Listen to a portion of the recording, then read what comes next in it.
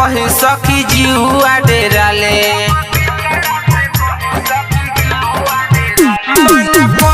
नहीं माने रंग भीतरी ले डाले अब के कारा से कही सखी जीवा डेराले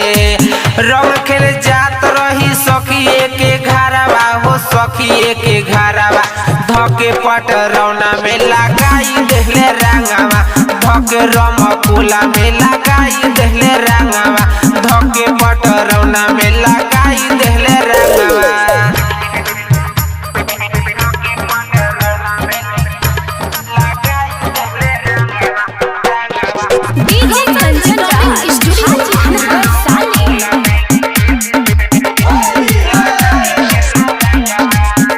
के पकड़ लेहले धके अकबारी के करा से कही सखी कहलो न जाई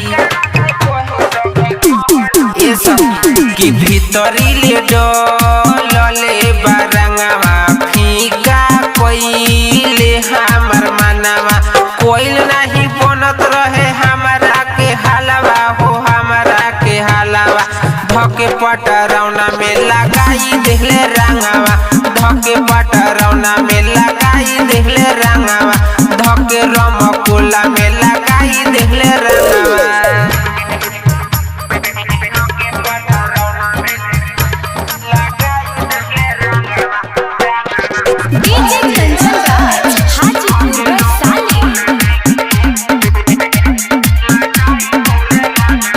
चुपे चोरी जात रहनी देख लेहले कब हो कैसे बताई रंग दिले बाड़े सब हो